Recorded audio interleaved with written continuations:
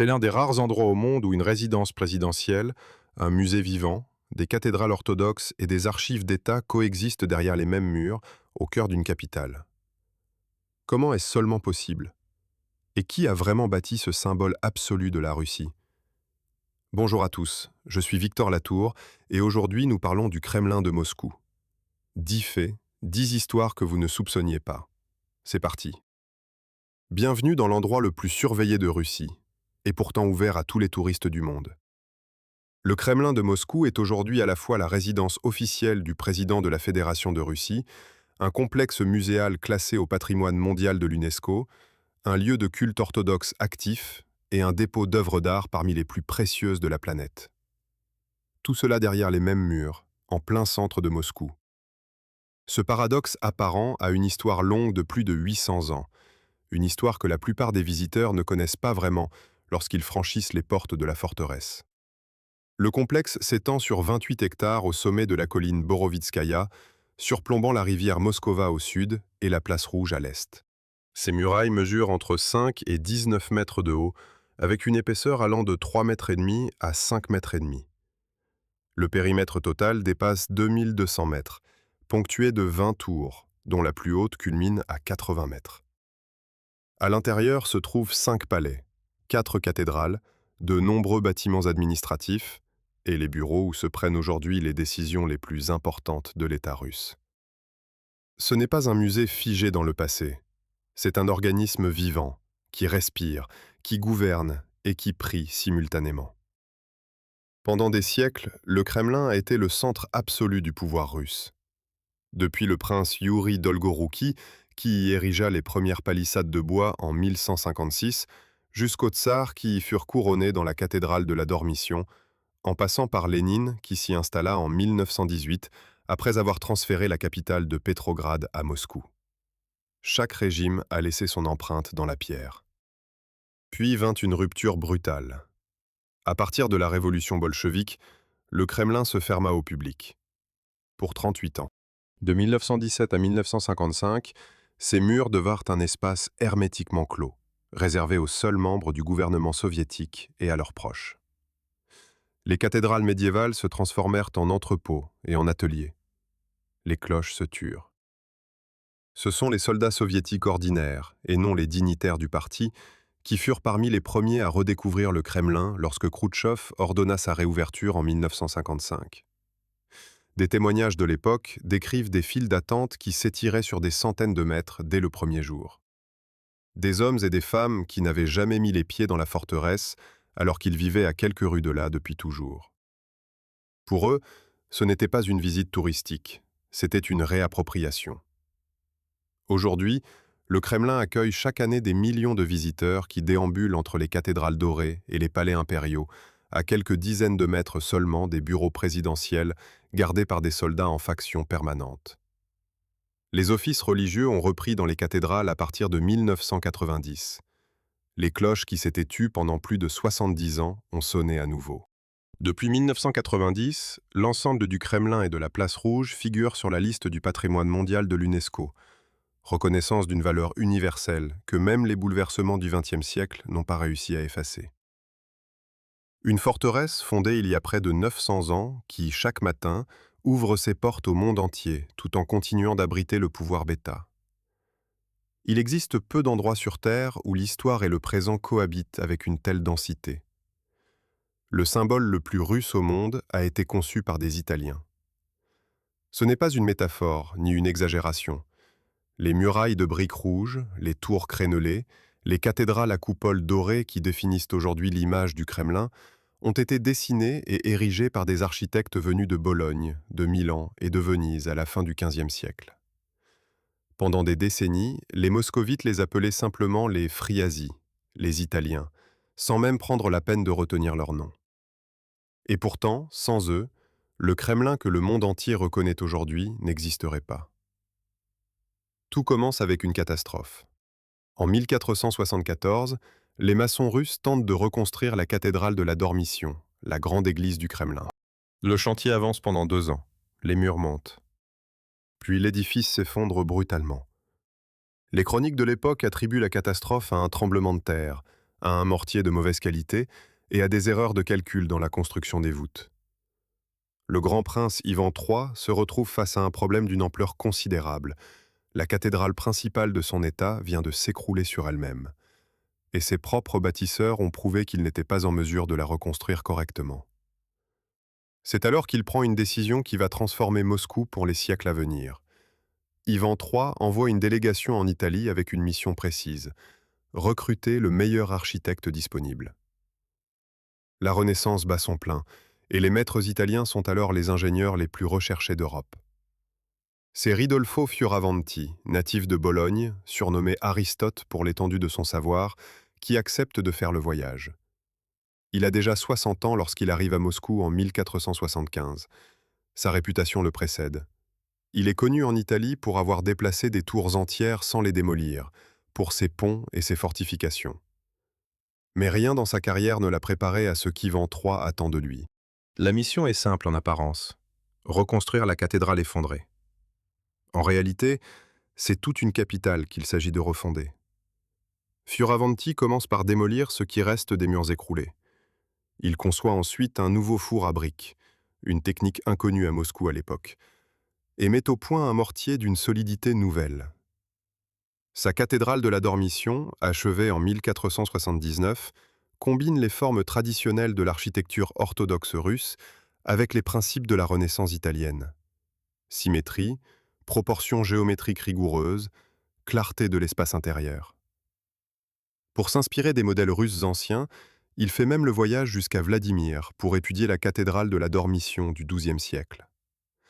Le résultat est une synthèse que personne n'avait encore tentée, ni tout à fait russe, ni tout à fait italienne. Dans le même temps, d'autres maîtres italiens arrivent en nombre.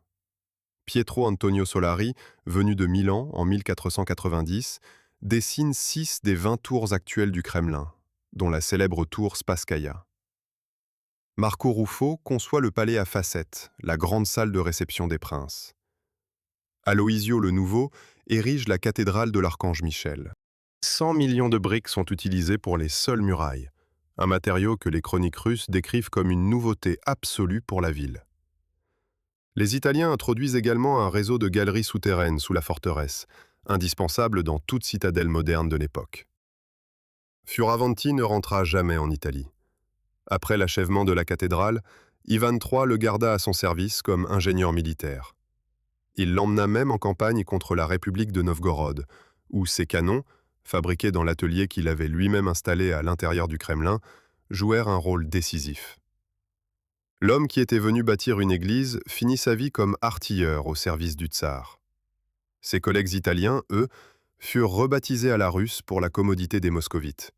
Pietro Antonio Solari devint Piotr Friazine, Marco Ruffo devint Marc Friazine. Leurs identités s'effacèrent derrière leurs œuvres. Aujourd'hui, sur la porte de la tour Spasskaya, une inscription en latin rappelle encore le nom de Solari. Discret hommage gravé dans la pierre à celui qui, venu des rives du Pô, a dessiné le visage de la forteresse la plus russe du monde. Le Kremlin rouge est l'une des images les plus reconnaissables de la planète. Ces briques couleur sang, ces tours crénelées qui se découpent sur le ciel de Moscou, elles semblent avoir toujours été là, immuables, comme si la couleur faisait partie de l'essence même de la forteresse. Pourtant, pendant plus d'un siècle et demi, le Kremlin était blanc.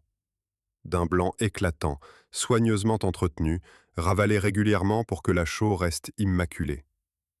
Les soldats de Napoléon qui entrèrent dans Moscou en 1812 ne virent pas une forteresse rouge, ils virent une citadelle blanche, noircie par la fumée des incendies qui ravageaient la ville. La couleur rouge des briques n'a jamais été un choix esthétique des bâtisseurs du XVe siècle. Lorsque les architectes italiens érigèrent les murailles entre 1485 et 1495, ils utilisèrent des briques rouges simplement parce que c'était le matériau le plus solide disponible, un standard courant en Italie du Nord, mais une nouveauté totale à Moscou. La couleur n'avait aucune signification symbolique particulière à l'époque. Très vite, les Russes prirent l'habitude de blanchir les murs à la chaux pour les protéger de l'humidité et du gel. C'est ainsi que pendant des générations, la forteresse la plus puissante de Russie arbora une teinte immaculée qui contrastait avec les toits dorés de ses cathédrales. Les peintres et les graveurs du XVIIIe et du XIXe siècle ont immortalisé cette image. Sur les tableaux de Piotr Vereshchagin ou d'Alexeï Savrasov, les tours du Kremlin sont d'un blanc lumineux, presque irréel sous le ciel gris de Moscou.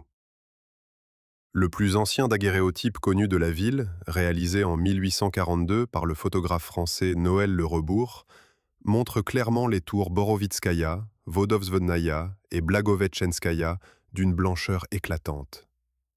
C'est une image qui déstabilise au premier regard, quelque chose de familier rendu méconnaissable par un simple changement de couleur.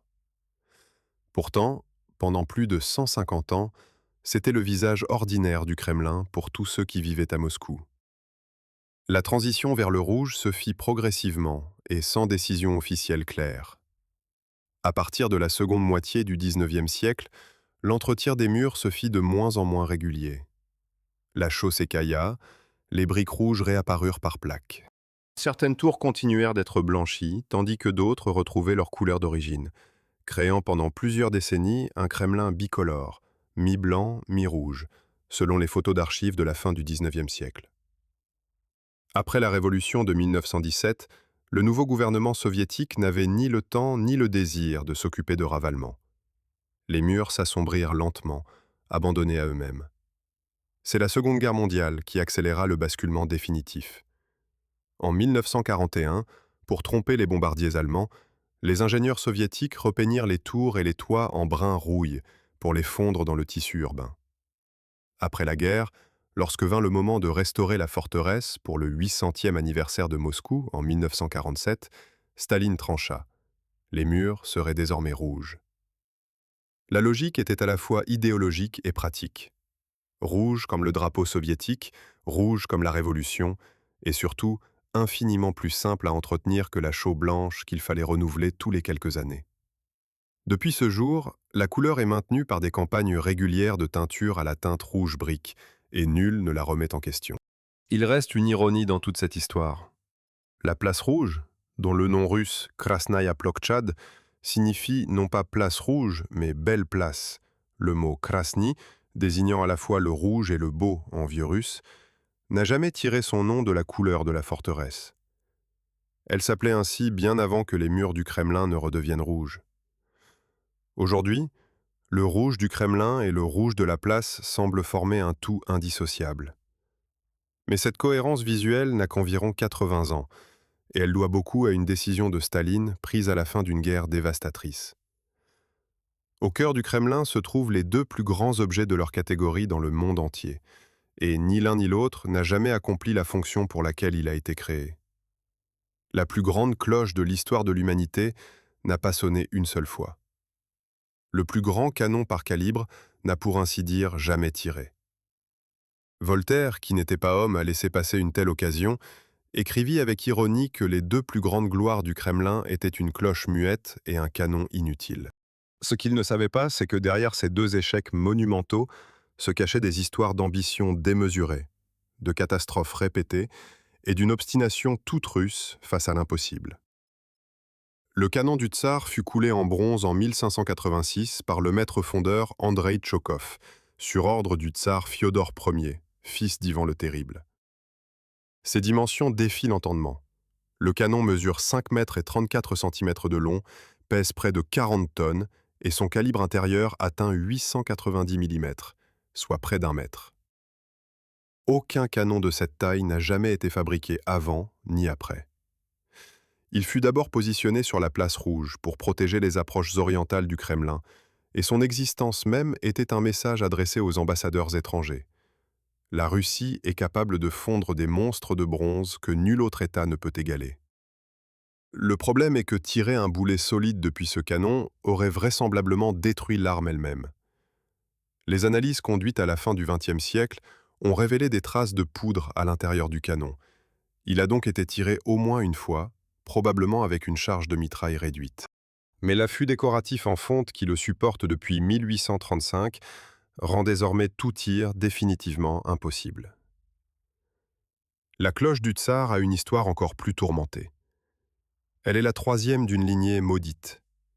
La première cloche géante du Kremlin, fondue en 1600, pesait 18 000 kg et nécessitait 24 hommes rien que pour actionner son battant. Elle s'écrasa au sol lors d'un incendie et fut brisée en morceaux. La deuxième, fondue en 1655 à partir des débris de la première avec l'ajout de métal supplémentaire, atteignit 100 000 kg, mais un nouvel incendie l'anéantit à son tour en 1701. Lorsque l'impératrice Anna Ivanovna ordonna en 1730 de fondre une troisième cloche, encore plus grande, son émissaire fut envoyé à Paris pour solliciter l'aide de maîtres fondeurs français. Les artisans français, convaincus qu'il s'agissait d'une plaisanterie, refusèrent poliment d'y croire. Une cloche de 200 tonnes, cela n'existait tout simplement pas. La tâche échut finalement au fondeur moscovite Ivan Motorin et à son fils Mikhaïl. Un puits de 10 mètres de profondeur fut creusé à proximité du Kremlin pour accueillir le moule. Les travaux préparatoires durèrent 18 mois. Ivan Motorin mourut avant d'avoir vu l'achèvement de son œuvre. C'est son fils qui mena la fonte à son terme en novembre 1735. La cloche, ainsi obtenue, mesurait 6 mètres et 14 centimètres de hauteur, 6 mètres et 60 centimètres de diamètre et pesait 201 924 kg. Sa surface était ornée de bas-reliefs représentant des anges baroques, des saints et des portraits en pied de l'impératrice Anna et du tsar Alexis. C'était la plus grande cloche jamais fondue dans l'histoire de l'humanité. Elle ne quitta jamais son puits. En mai 1737, un incendie ravagea Moscou. Les flammes atteignirent la charpente de bois construite au-dessus du puits. Des gardes, affolés, déversèrent de l'eau froide sur le métal brûlant. Le choc thermique fut fatal. 11 fissures se propagèrent dans le bronze et un fragment de 11 tonnes se détacha. La cloche s'affaissa dans son puits, où elle resta pendant près d'un siècle. Napoléon, lors de son passage à Moscou en 1812, envisagea de l'emporter en France comme trophée de guerre. Son poids et ses dimensions le dissuadèrent. Ce fut finalement l'architecte français, Auguste de Montferrand, celui-là même qui avait bâti la cathédrale Saint-Isaac à Saint-Pétersbourg, qui conçut en 1836 le système permettant de hisser la cloche hors de son puits et de la poser sur un socle de pierre. Le fragment brisé fut laissé tel quel, appuyé contre la cloche principale. Témoignage silencieux d'une ambition 3 fois contrariée. Pendant quelques années, avant l'installation du socle, l'ouverture laissée par le fragment servit de porte à une petite chapelle, aménagée à l'intérieur même de la cloche. La plus grande cloche du monde avait fini par trouver une utilité. Juste pas celle qu'on lui avait destinée. Napoléon Bonaparte a occupé le Kremlin pendant 5 semaines. Il y a dormi, y a tenu ses réunions, y a attendu une capitulation qui ne vint jamais. Et en partant, il a donné l'ordre de le raser jusqu'aux fondations. C'est l'une des pages les plus directement françaises de l'histoire de cette forteresse, et l'une des moins connues. Ce qui est remarquable, ce n'est pas que Napoléon ait voulu détruire le Kremlin, c'est qu'il n'y soit pas parvenu. L'armée française entra dans Moscou le 2 septembre 1812. La ville était presque vide. La majorité de la population avait fui, et des incendies éclatèrent dès les premières heures de l'occupation, allumés délibérément par les Russes pour priver l'envahisseur de ressources. Napoléon s'installa au Kremlin le même jour, mais n'y passa qu'une seule nuit avant d'être contraint de fuir par les flammes qui progressaient dans la ville. Il se réfugia dans un palais en banlieue, puis revint quelques jours plus tard lorsque les incendies se furent en partie éteints. Il occupa alors les appartements du Kremlin pendant 5 semaines, attendant une réponse du tsar Alexandre Ier à ses propositions de paix. La réponse ne vint pas. Pendant ce séjour forcé, Napoléon fit explorer les caves et les passages souterrains du Kremlin. Selon plusieurs témoignages de son entourage, il cherchait notamment la légendaire bibliothèque d'Ivan le Terrible, dont la réputation avait traversé les siècles jusqu'en Europe occidentale. Ces érudits ne trouvèrent rien. Il fit également inventorier les trésors de la forteresse. Une partie fut emportée, dont la grande croix de la tour Ivan le Grand, que ses soldats prirent pour de l'or massif et qui s'avéra être du bois doré. Napoléon avait aussi envisagé d'emporter la cloche du tsar en France comme trophée suprême. Son poids de 202 tonnes rendit le projet irréalisable. La décision de détruire le Kremlin fut prise lors de la retraite, en octobre 1812. Napoléon quitta Moscou le 19 octobre et ordonna que des charges explosives soient disposées sous les principales structures de la forteresse. Les sapeurs français travaillèrent pendant plusieurs jours à miner les tours, les arsenaux et les murailles. Le 21 octobre, les premières explosions retentirent. Elles se poursuivirent pendant 3 jours, jusqu'au 23 octobre. L'arsenal fut partiellement soufflé. Plusieurs tronçons de murailles s'effondrèrent. Des tours furent éventrées. La chambre aux facettes et plusieurs cathédrales subirent des dommages causés par les incendies consécutifs aux explosions. Puis la pluie s'invita. Une pluie froide et persistante d'automne russe qui endommagea les mèches restantes, éteignit les foyers et rendit les charges non détonnées inoffensives.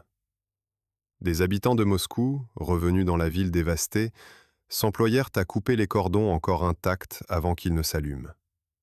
Le résultat fut bien moins catastrophique que prévu. Le gros de la forteresse était debout. Les murailles principales avaient résisté. Les cathédrales, malgré les pillages et les dégâts des flammes, étaient encore là. Les travaux de restauration, supervisés par l'architecte Ossip Beauvais, s'étalèrent de 1816 à 1819 pour les réparations d'urgence et se poursuivirent bien au-delà pour les structures les plus endommagées. Certains historiens estiment que la remise en état complète de l'ensemble prit plus de 20 ans. Il reste de cet épisode une inscription discrète que peu de visiteurs remarquent. Sur la tour Spasskaya, aux côtés du latin gravé par Pietro Antonio Solari 3 siècles plus tôt, des marques dans la maçonnerie témoignent encore des réparations effectuées après 1812. L'officier français qui commanda l'opération de destruction s'appelait le général de Lariboisière. Il exécuta les ordres avec méthode. La pluie russe fut plus efficace que lui. Cette campagne de Russie, qui devait consacrer la domination napoléonienne sur l'Europe, se solda par la plus grande défaite militaire de l'Empire, et le Kremlin, cible ultime de la vengeance française, en sortit à peine entamé. En 1941, l'une des forteresses les plus reconnaissables du monde disparut. Pas métaphoriquement, physiquement. En quelques semaines, les ingénieurs soviétiques transformèrent 28 hectares de tours médiévales, de coupoles dorées et de murailles crénelées en un quartier résidentiel ordinaire, indiscernable du reste de Moscou depuis les airs. Les pilotes de la Luftwaffe qui survolèrent la ville à plusieurs reprises ne virent pas le Kremlin. Ils virent des immeubles, des rues, des toits banals. Ce tour de passe-passe architectural est l'un des épisodes les moins connus de la Seconde Guerre mondiale, et l'un des plus remarquables. Dès les premières semaines du conflit, il devint évident que Moscou allait être bombardé. Le 22 juillet 1941, 127 bombardiers allemands attaquèrent la ville pour la première fois. Ce même soir, une bombe de 250 kg frappa le palais du Kremlin. Elle n'explosa pas, mais l'avertissement était clair. Nikolaï Spiridonov, commandant du Kremlin depuis 1938, envoya immédiatement un message chiffré à Lavrenti Beria, chef du NKVD. L'opération de camouflage fut ordonnée dans les jours qui suivirent. L'architecte chargé de concevoir le plan de disparition était Boris Yofan, le même homme qui avait dessiné le gigantesque palais des Soviets que Staline voulait construire à Moscou. Yofan connaissait mieux que quiconque la silhouette de la capitale. Il savait exactement ce qu'un pilote allemand cherchait dans son viseur. Le plan qu'il élabora était d'une audace et d'une précision remarquables. Toutes les tours du Kremlin furent repeintes de couleurs ternes, brun rouille et gris, pour se fondre dans les toitures moscovites ordinaires. Les célèbres étoiles de rubis qui couronnaient les 5 principales tours furent démontées et entreposées. Les coupoles dorées des cathédrales, visibles à des kilomètres par temps clair, furent recouvertes de peintures sombres. Les jardins intérieurs du Kremlin, dont les espaces verts constituaient un repère visuel évident depuis le ciel, furent entièrement recouverts de sable, puis surmontés de tentes peintes imitant des toitures d'immeubles. De fausses façades furent appliquées sur les murs extérieurs de la forteresse, avec des fenêtres et des portes peintes pour simuler des bâtiments ordinaires. La place rouge elle-même fut encombrée de constructions en bois destinées à briser sa silhouette caractéristique. Le mausolée de Lénine, cible symbolique par excellence, reçut un traitement particulier. Il fut entièrement dissimulé sous une maquette de bois représentant un immeuble à toit à 2 pentes. Le corps de Lénine, quant à lui, fut discrètement transféré à Tioumen, en Sibérie occidentale, où il demeura jusqu'en mars 1945. Staline, lui, resta à Moscou. Sa décision de ne pas quitter la capitale, annoncée publiquement en octobre 1941, alors que les divisions allemandes n'étaient qu'à une trentaine de kilomètres du Kremlin, eut un effet immédiat sur le moral de la population en panique. Des témoignages de l'époque rapportent que des files de moscovites tentaient de fuir la ville par tous les moyens disponibles. Trains bondés, routes embouteillées, départs à pied. L'annonce que Staline restait calma en partie le mouvement. Le bilan des bombardements allemands sur le Kremlin est édifiant. 15 bombes de différents calibres et plus de 150 bombes incendiaires atteignirent le complexe pendant toute la durée de la guerre. Aucun dommage majeur ne fut enregistré. La tour Ivan le Grand, haute de 80 mètres et repère visuel absolu en temps normal, passa inaperçue des équipages allemands lors de chaque raid nocturne. Le camouflage tint jusqu'à ce que la menace aérienne sur Moscou s'estompe, à partir de 1942. Lorsque les étoiles de rubis furent remontées sur leur tour après la guerre, elles brillèrent à nouveau sur une forteresse qui avait traversé 4 ans de bombardements sans perdre une seule de ses structures essentielles. La disparition du Kremlin avait duré le temps qu'il fallait, et pas un jour de plus. Sous les fondations du Kremlin se trouverait l'une des collections de manuscrits les plus précieuses de l'histoire de l'humanité. Des milliers de textes grecs, latins et égyptiens, issus des bibliothèques de Constantinople et d'Alexandrie, disparus depuis 5 siècles. Pierre le Grand en chercha la trace. Napoléon envoya ses érudits fouiller les caves. Staline autorisa des excavations qui durèrent plusieurs années. Personne n'a jamais rien trouvé. Et pourtant, les indices de l'existence de cette bibliothèque sont suffisamment sérieux pour que des chercheurs continuent aujourd'hui encore à en débattre. Ce n'est pas une légende de bazar, c'est un mystère historique réel, documenté par des sources indépendantes sur plus de 4 siècles. L'origine de la collection remonte à 1472, lorsque le grand prince Ivan III épousa Sophie Paléologue, nièce du dernier empereur de Byzance, Constantin XI. La dot de Sophie comprenait une collection exceptionnelle de manuscrits rares, hérités des bibliothèques impériales de Constantinople et d'Alexandrie, des textes que l'effondrement de l'Empire byzantin en 1453 avait dispersés aux 4 vents de l'Europe. Ivan III fit transporter ces volumes à Moscou, où ils furent entreposés dans les sous-sols du Kremlin, à l'abri des incendies fréquents qui ravageaient régulièrement la ville en bois. La collection s'enrichit au fil des décennies, sous Ivan III, puis sous son petit-fils Ivan IV, dit le Terrible, qui fit traduire certains textes du grec et du latin en russe. Le dernier témoignage direct sur la bibliothèque date des années 1560.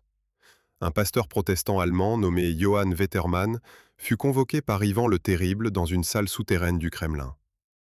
Il s'attendait à découvrir un arsenal, il se retrouva face à des rangées de coffres remplis de volumes anciens. Ivan lui expliqua que la collection était conservée là depuis plus d'1 siècle et lui demanda d'en évaluer la valeur. Wettermann, selon le récit qui nous est parvenu, fut stupéfait de la richesse de ce qu'il voyait. Des œuvres de Platon, de Virgile, d'auteurs dont les écrits étaient supposés perdus depuis des siècles. Après la mort d'Ivan le Terrible en 1584, la bibliothèque disparut des archives. Plus aucun texte n'en fait mention. Plus aucun témoin ne la décrit. Les recherches sérieuses commencèrent au XIXe siècle. En 1881, le philologue allemand Eduard Trammer, professeur à l'université de Strasbourg, passa plusieurs mois à Moscou à compulser les archives, convaincu que la collection se trouvait dans des salles souterraines sous le palais Thérème. Il ne trouva rien, mais ses conclusions renforcèrent la conviction que la bibliothèque avait bel et bien existé. En 1933, l'archéologue Ignati Steletsky obtint de Staline l'autorisation de creuser sous le Kremlin. Steletsky avait consacré 20 ans de sa vie à cette recherche. Il avait cartographié les réseaux de galeries souterraines du complexe d'après des plans anciens, recoupé des dizaines de témoignages, établi une localisation probable. Ces équipes mirent au jour des tunnels, des galeries murées, des passages qui s'enfonçaient dans des directions inconnues. La bibliothèque, elle, restait introuvable. Les fouilles furent interrompues en 1934, après l'assassinat de Sergueï Kirov, puis définitivement suspendues par la guerre. Steletsky mourut en 1949 sans avoir trouvé ce qu'il cherchait. Les historiens d'aujourd'hui sont divisés sur le sort de la collection. Certains estiment qu'elle fut détruite lors de l'un des nombreux incendies qui ravagèrent Moscou au XVIe ou au XVIIe siècle. D'autres pensent qu'elle fut déplacée hors du Kremlin par Ivan le Terrible lui-même, peut-être vers Alexandrov ou Sergiev Posad, où le tsar avait établi d'autres résidences. Une troisième hypothèse, soutenue par les partisans des fouilles, est que la bibliothèque se trouve toujours là, enfouie dans des chambres dont les entrées ont été murées ou effondrées depuis des siècles, dans un labyrinthe souterrain que personne n'a encore réussi à cartographier complètement. Ce qui est certain, c'est que les galeries existent. Les ingénieurs qui travaillent sur les fondations du Kremlin en découvrent encore périodiquement de nouvelles. Ce qui s'y trouve, si tant est que quelque chose s'y trouve encore, reste l'un des plus grands mystères de l'histoire russe. Le Kremlin possède 20 tours, et aucune ne ressemble à une autre. Ce n'est pas un effet du hasard ni une fantaisie décorative. Chaque tour a été conçu avec une fonction précise, une histoire distincte et un caractère architectural propre. Certaines servaient de postes de guet, d'autres dissimulaient des puits secrets ou des passages souterrains, d'autres encore n'étaient que des symboles de puissance destinés aux ambassadeurs étrangers. Une seule n'a pas de base au sol. Elle repose directement sur le mur d'enceinte, suspendue entre ciel et terre comme un trône miniature. Comprendre ces 20 tours, c'est lire l'histoire du Kremlin dans la pierre, couche par couche, du XVe siècle jusqu'à l'ère soviétique. Les tours furent construites entre 1485 et 1495, sous la direction des architectes italiens appelés par Ivan Troas. Leurs plans s'inspiraient des fortifications lombardes de l'époque, crénelage en forme de queue d'aronde, tours d'angle circulaires, tours intermédiaires rectangulaires. Ce détail architectural est révélateur. Les créneaux en queue d'aronde, caractéristiques des forteresses gibelines du nord de l'Italie, se retrouvent à l'identique sur les murs du Kremlin, à des milliers de kilomètres de Milan ou de Vérone. Les tours d'angle, au nombre de 4, sont les seules à avoir une base circulaire. Les 16 autres sont rectangulaires. Cette distinction n'est pas esthétique. Les tours ronds permettaient de couvrir les angles morts et de diriger les tirs dans toutes les directions sans zone d'ombre. La tour Taïnitskaya, la plus ancienne du complexe, fut la première érigée en 1485. Son nom vient du mot russe taïna, qui signifie « secret », et pour cause. Sous sa fondation fut creusé un puits caché, alimenté par une nappe souterraine, destinée à approvisionner la forteresse en eau lors d'un siège prolongé. Un passage souterrain courant jusqu'à la rivière Moskova permettait également une évacuation discrète en cas de percée ennemie. Ce tunnel fut exploré au XVIIe siècle, puis muré. En 1826, un gardien qui tentait d'y descendre se noya dans le puits toujours actif. Le passage ne fut définitivement comblé qu'entre 1930 et 1933, lors de travaux soviétiques d'aménagement des jardins. La tour Spasskaya est la plus célèbre. Dessinée par Pietro Antonio Solari et achevée en 1491, elle constituait la porte principale du Kremlin, celle par laquelle passaient les cortèges royaux, les ambassades et les processions religieuses. Au sommet de ces 80 mètres trône l'horloge dont les carillons rythment la vie de toute la Russie. Diffusée à la radio nationale depuis des décennies, il sonne le passage au Nouvel An pour des millions de téléspectateurs. Le mécanisme de l'horloge est relié par câble à l'Institut astronomique Sternberg, qui en assure la précision absolue. Avant 1935, à la place de l'étoile soviétique qui la couronne aujourd'hui, se dressait un aigle impérial à 2 têtes en métal doré, symbole de la continuité dynastique des Romanov. Les 5 étoiles de rubis qui ornent aujourd'hui les principales tours furent installées progressivement entre 1935 et 1937, en remplacement de ces aigles fondus pour récupérer le métal. La plus singulière de toutes reste la tour Tsarskaya, la tour du tsar. C'est la plus petite du complexe, et la seule à ne reposer sur aucune fondation propre. Elle fut posée directement sur le mur d'enceinte en 1655, comme une tourelle décorative plutôt qu'une véritable fortification. Son nom laisse entendre que les tsars y prenaient place pour assister aux événements de la place rouge. Les historiens sont formels. Aucune source ne confirme cet usage.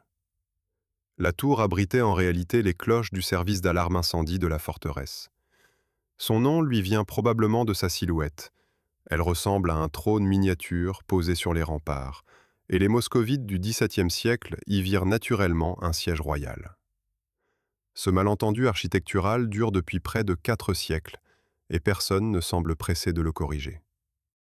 À la fin du XVe siècle, Moscou se proclama héritière de Rome et de Constantinople. Ce n'était pas une métaphore poétique, c'était une doctrine d'État, formulée par écrit, gravée dans l'architecture et traduite en pierre sur les collines de la capitale russe. Le Kremlin que les architectes italiens construisirent à cette époque n'était pas simplement une forteresse plus solide que la précédente. C'était la déclaration physique d'une ambition universelle, faire de Moscou le centre spirituel et politique du monde chrétien. L'idée paraît démesurée, elle explique pourtant chaque choix architectural, chaque cathédrale, chaque tour de cette reconstruction extraordinaire. Tout commence avec la chute de Constantinople en 1453. Lorsque les armées ottomanes de Mehmed II s'emparèrent de la ville, elles mirent fin à 1000 ans d'empire romain d'Orient. Pour le monde chrétien orthodoxe, c'était une catastrophe d'une ampleur théologique autant que politique. La ville que les chrétiens orientaux considéraient comme la nouvelle Rome, héritière directe de l'Empire romain, avait disparu. La question qui se posa immédiatement dans les chancelleries et les monastères était celle-ci. Qui allait prendre la succession? Moscou avait une réponse toute prête, et Ivan III s'empressa de la formuler. En 1472, Ivan III épousa Sophie Paléologue, nièce du dernier empereur byzantin. Ce mariage n'était pas un simple arrangement dynastique, c'était une prise de position géopolitique. En épousant la représentante de la lignée impériale byzantine, Ivan signifiait que Moscou recueillait l'héritage de Constantinople. Il adopta le titre de tsar, dérivé du latin César, et l'aigle à 2 têtes byzantin comme emblème de son État. Un moine de Pskov, nommé Philoté, formula la doctrine en termes explicites dans une lettre au tsar Vassili III au début du XVIe siècle. La première Rome est tombée dans l'hérésie. La deuxième Rome, qu'était Constantinople, est tombée sous le glaive des infidèles. La troisième Rome est Moscou, et il n'y en aura pas de quatrième.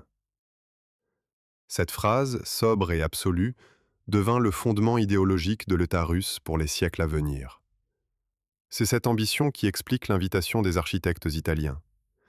Ivan III ne cherchait pas simplement à bâtir une forteresse plus solide.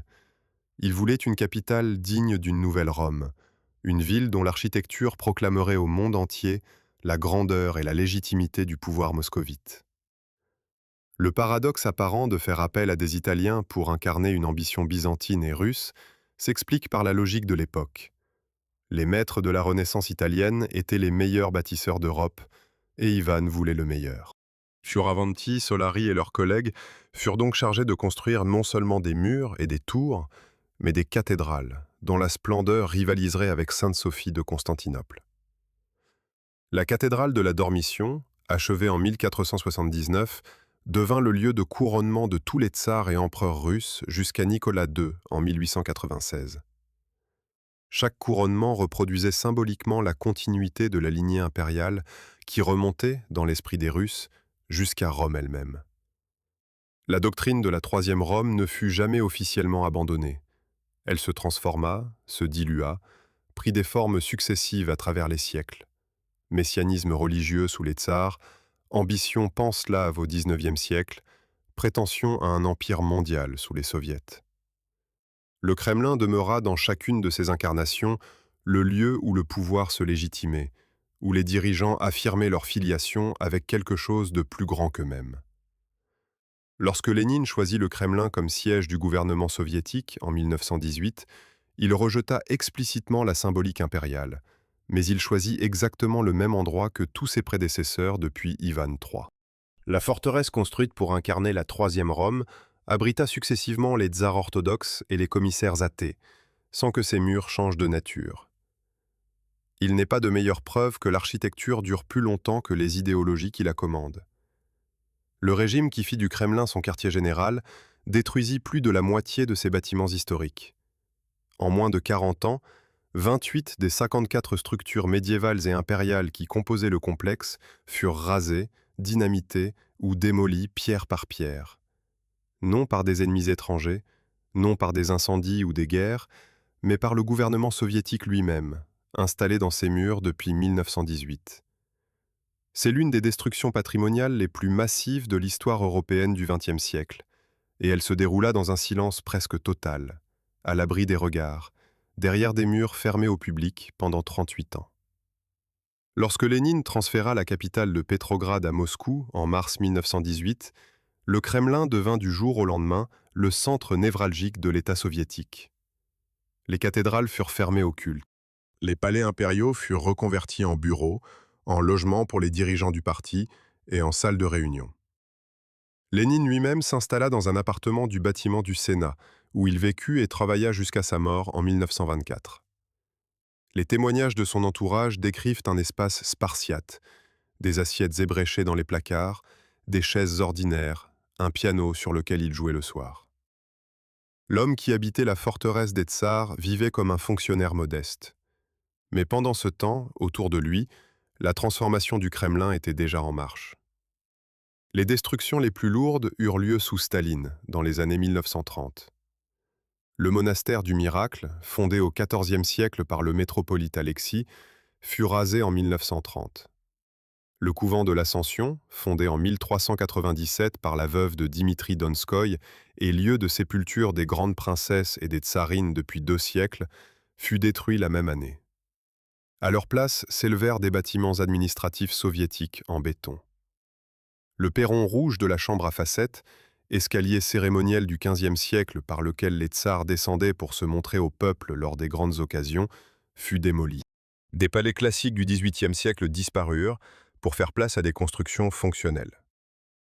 Au total, le bilan soviétique s'établit à 28 bâtiments historiques détruits sur 54.